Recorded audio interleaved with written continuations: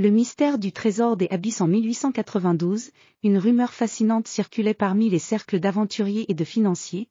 Un trésor légendaire, enfoui au fond de l'océan Atlantique, était sur le point d'être découvert. Ce trésor, dit-on, appartenait à un pirate des temps anciens, le redoutable capitaine Bartholomew Crowe, dont le navire, l'Ombre des Profondeurs, avait disparu mystérieusement avec une fortune colossale.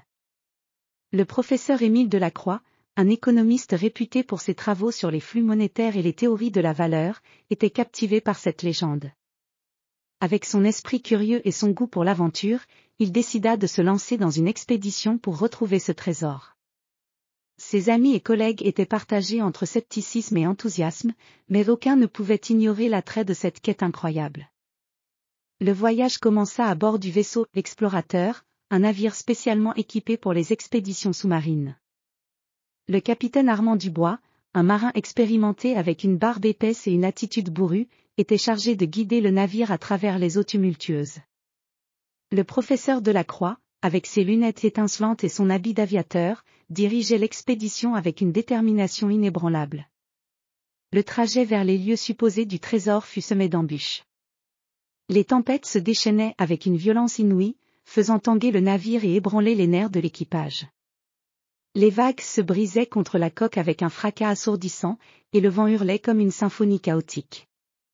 Mais malgré les conditions extrêmes, le professeur Delacroix restait concentré, scrutant les cartes anciennes et ajustant les instruments de navigation.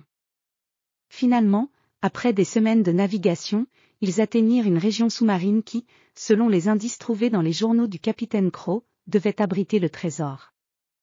Le professeur Delacroix descendit à bord d'un sous-marin expérimental, le Nautilus, conçu pour explorer les profondeurs océaniques.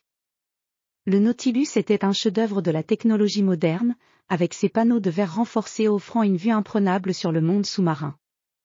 À mesure qu'ils descendaient dans les ténèbres profondes de l'océan, un spectacle étonnant se déployait devant eux. Des créatures bioluminescentes illuminaient les ténèbres, leurs corps scintillant comme des joyaux dans la nuit abyssale. Les formations coralliennes formaient des jardins sous-marins de couleurs éclatantes, contrastant avec la noirceur environnante.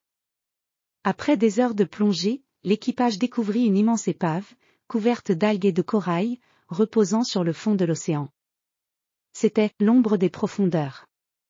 Le sous-marin se posa doucement près de l'épave, et le professeur Delacroix, armé d'un équipement de plongée, s'avança à l'extérieur. Les premiers instants passés dans l'épave furent empreints de mystère et d'émerveillement. Les débris éparpillés témoignaient d'une richesse inouïe, des coffres ornés de pierres précieuses, des bijoux étincelants, et des pièces d'or en quantité impressionnante.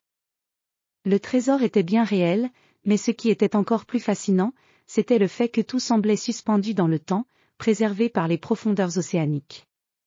Cependant, alors que le professeur Delacroix et son équipe exploraient les trésors enfouis, ils découvrirent un document caché parmi les débris. C'était une lettre, écrite par le capitaine Crowe lui-même.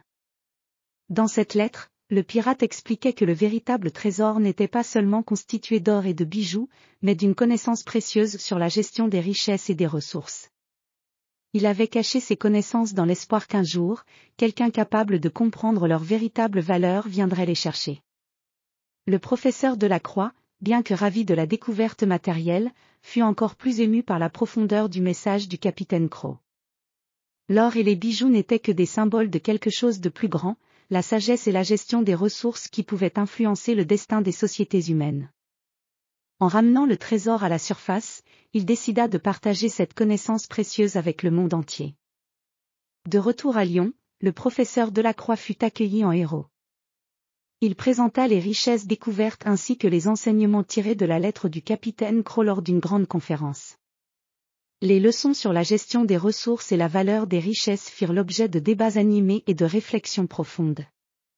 L'aventure du professeur Delacroix démontra que le véritable trésor n'était pas simplement la richesse matérielle, mais la compréhension et l'utilisation sage des ressources.